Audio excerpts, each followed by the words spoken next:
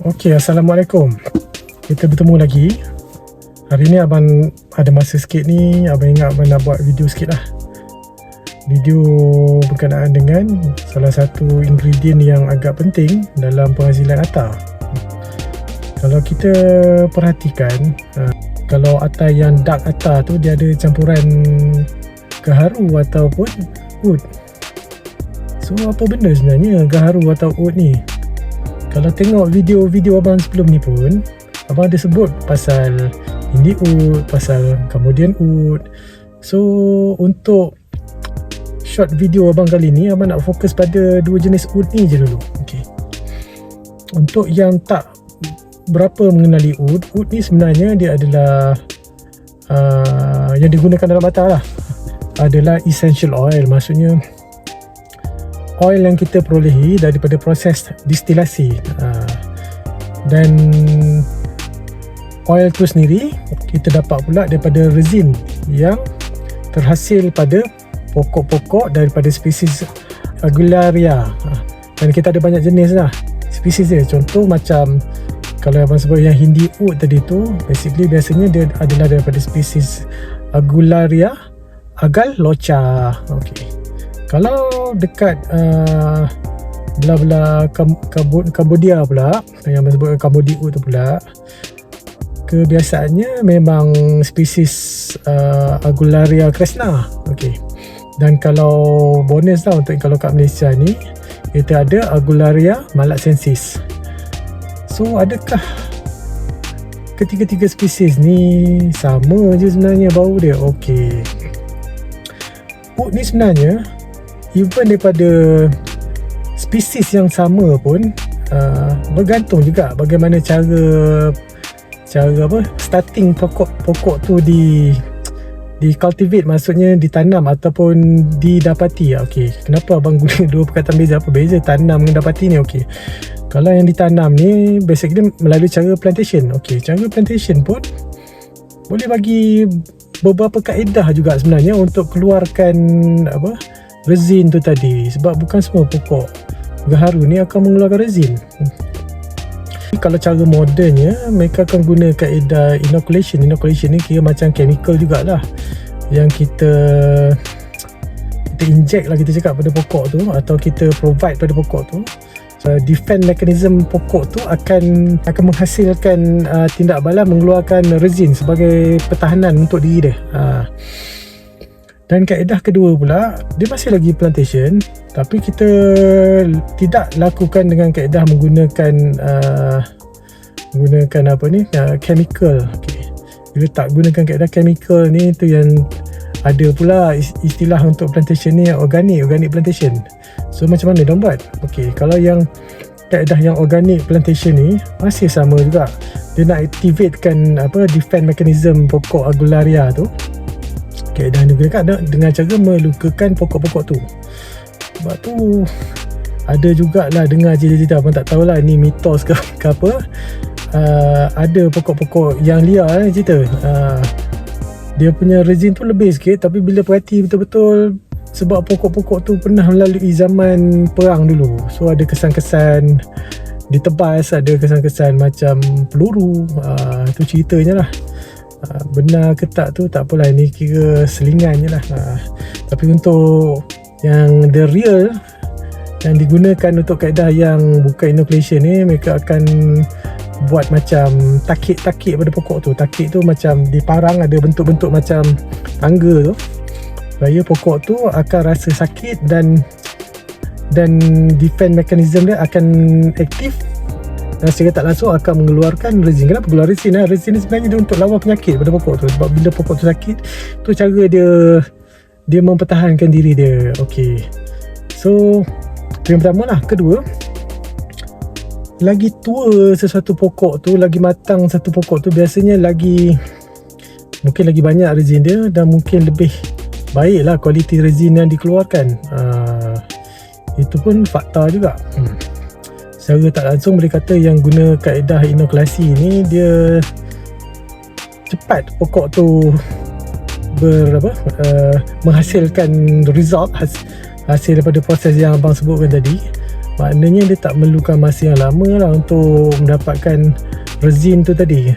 So dari sudut kualitinya ni agak kontroversial lah. Ada orang kata tidak sebaik pokok yang dah berumur 40 tahun ke atas, sebab inoculation ni maybe 10-15 tahun dah boleh dapat hasil. Kalau yang Y ni 40 years and above biasanya. Ada yang sampai 100 tahun.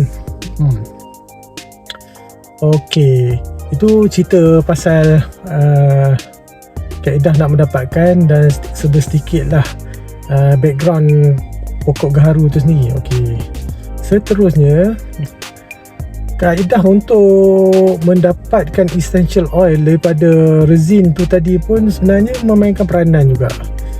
Kalau kaedah tu abang tak nak cakap lah dia lebih baik antara kaedah yang tradisional atau moden ke. Contohnya ada distiller yang tradisional ni lama sangat rendam, actually dia akan menghasilkan bau yang masam lah sebenarnya, dan dia bukannya bau yang sebenar lah untuk resin tu. So ada juga kebenaran di situ. Tapi kalau kaedah yang moden ni yang dia katanya kaedah-kaedah artisanal kan, dia tak ada dah bau-bau masam ni apa semua. Kemudian bahan-bahan tambahan yang digunakan, sebab distilasi ni ada yang guna air di kawasan tu juga, maksudnya spring water ke, yang guna mineral water, yang guna spring water ataupun mineral water tu lebih kurang, ataupun guna air yang bertapis ke terpulang lah. Dan pot yang digunakan, maksudnya untuk distilasi tu dia guna steel pot ke, dia guna bronze punya pot ke, itu pun boleh menghasilkan tindak balas sehingga menyebabkan profil baunya agak terkesan juga. Dan untuk kaedah lain yang dilakukan secara batch kecil-kecilan dalam lab, yang ni sangat mahal lah sebab dia tak boleh hasilkan banyak. Yang tu abang rasa lebih hampir kepada profil bau sebenar wood tu sendiri. Yang ni boleh kata kaedah-kaedah yang modern dan artisanal lah. Bukan semua orang boleh buat, dan biasanya sangat limited lah pengeluarannya. Macam abang cakap tadi, dia topik yang agak kontroversial lah. Abang tak nak sebut mana kaedah yang lagi baik ke apa, ni just personal opinion saja lah. Ok, dah hampir 10 minit dah abang cakap ni.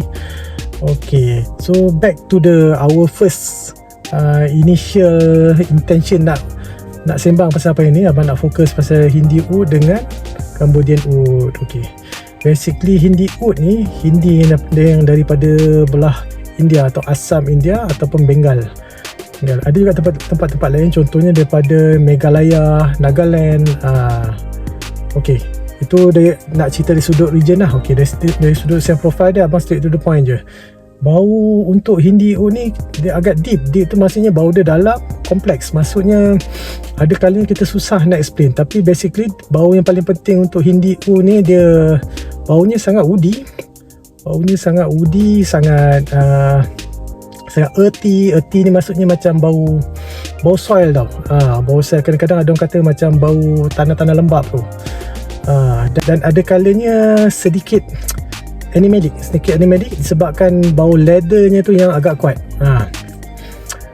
Dan sedikit spicy di hujungnya.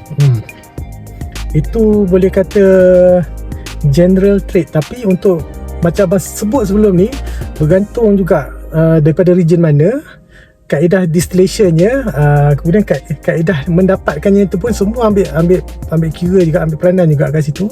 Maybe dia ada sedikit variation daripada scent profile yang abang sebut yang basic dia tu, ada tambah-tambah lain atau mungkin ada sedikit pengurangan. Tapi basically abang boleh kata kalau yang tradisional ni ada kalanya tak terkawal jugalah bau macam bau masam tu, atau kita sebut bau balsamik lah kat situ. Sebabkan proses merendam yang terlalu lama tu. Okey, tapi untuk yang belah-belah Hindi ni pun, kalau dilaksanakan kaedah distilasi moden ataupun kaedah artisanal lah kita cakap ni, small batches yang dekat dalam lab ni, bau dia tak ada bau-bau yang bau masam ni tadi, tu paling penting lah, tak ada. Kedua, orang kata bau Sebabkan bau masam tu juga kadang-kadang dia menimbulkan bau macam bau bani. Bani ni macam bau bangsal. Bau masam ni kalau orang tak biasa ni, dia kata macam bau tak lembu. Yelah, sebab kita pergi bangsal lembu, kita macam kita dah terbiasa bau tu. Sorry cakap, dia bukan nak cakap kasar, tapi bau dia macam tu. Tapi untuk orang yang dah hardcore, yang dah lama sangat terlalu minat indie oat ni, tak kisah sangat benda tu. Memang dia cari. Kadang-kadang ada pula yang kata tak ada bau tu bukannya indie oat. Pada abang, kita kena open lah kat sini. Kita kena terima perubahan, kemajuan, tapi terpulang pada masing-masing lah. Macam abang cakap, dunia oat ni dia kadang-kadang agak kontroversial. Okey. Dan kita berbalik pula kepada Cambodia oat. Cambodia oat ni basically oat yang dihasilkan, ada kalanya dia bukan dihasilkan pun, tapi diperolehi sumber oat tu daripada Cambodia.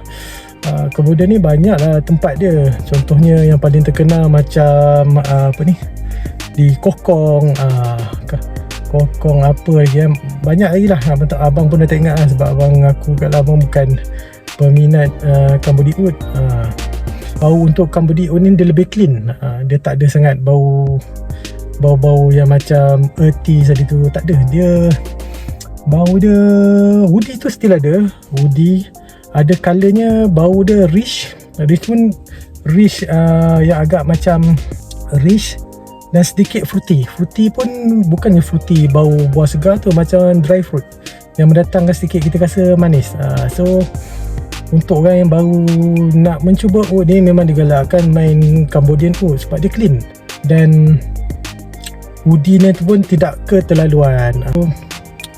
Itu sajalah yang abang nak cerita untuk oat petang ni, sebab abang tengok pun dah lebih 10 minit ni, teruk ke abang nak kena edit balik ni.